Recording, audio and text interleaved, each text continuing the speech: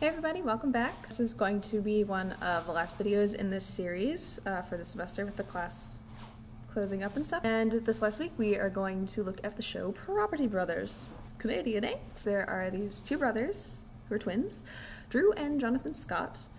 Drew is a real estate expert and Jonathan is a contractor.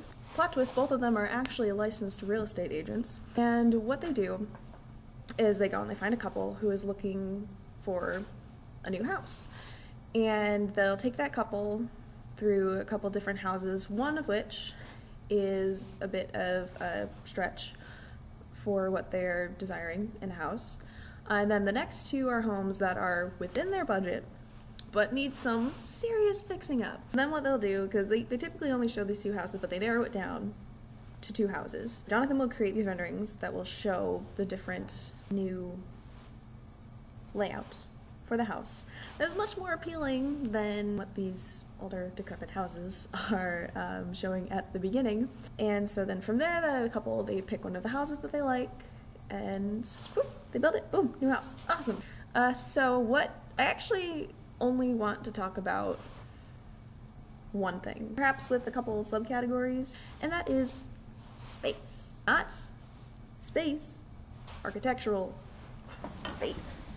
Space is something that, well, as an architecture student and as my fellow classmates can attest to, that has been drilled into our brains, or at least been taught to us from the very beginning, from day one. Literally, one of the first projects that we worked on was all about manipulating space, pushing space, and pulling space, and shearing space, and punching holes through spaces, and removing space, and moving, and etc., etc. It had nothing to do with building or making a building, it was just about understanding the different types of space. And so, of course, space is something that we've become accustomed to seeing and being able to analyze and understand without having to worry about all of the little extra things like all the desks in the room and, you know, the phone that goes on the table and the flower vase that sits on the bookshelf or whatever. One of the great things about this show is that there's a really big emphasis on looking at the space.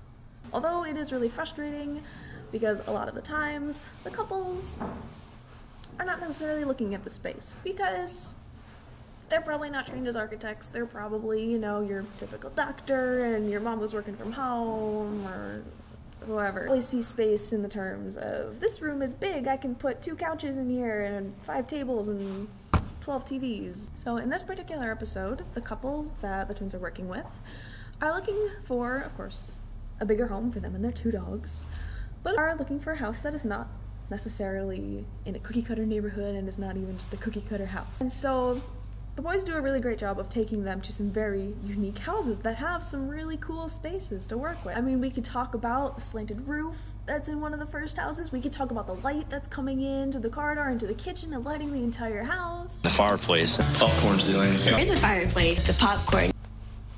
I'm sorry, what? Fireplace. Have popcorn at fireplace. You do popcorn at The fireplace. Popcorn. Fireplace. Have popcorn. Fireplaces. Put it on the popcorn. fireplace.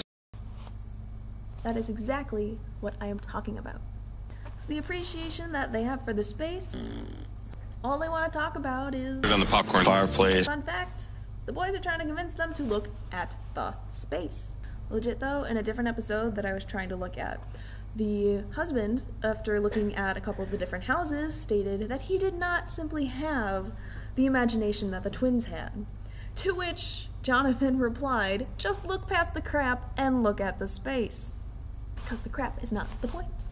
So I'm not really sure if there are ways to teach an appreciation of space without being in architecture school. I mean, you can keep telling them to just look past the space and look past all that stuff. You see, and I'm not making fun of the guys. They actually do a pretty good job considering the people that they're dealing with.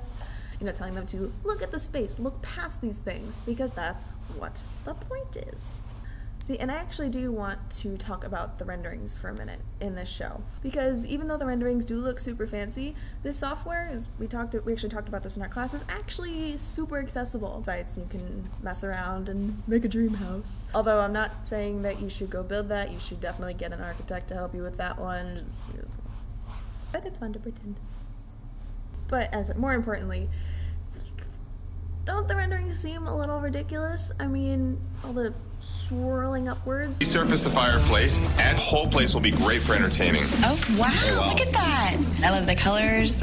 Surrounded by planters and flower beds. There'll also be a dining room with state-of-the-art barbecue and still lots of space for the dogs. Oh, wow. Nobody does that. That would be like if I came into the frame like this every single time.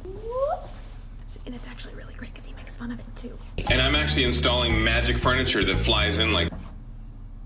And of course, the last thing. If you want to encourage the viewing of space as a positive thing, don't play dramatic music when the couple is entering the house. Oh my gosh. Wow.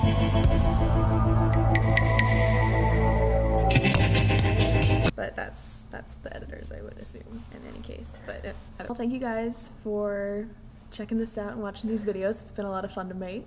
I'll definitely keep you guys posted if I decide to continue these. But for the meantime, I'll catch you guys later. Nothing is such sweet sorrow.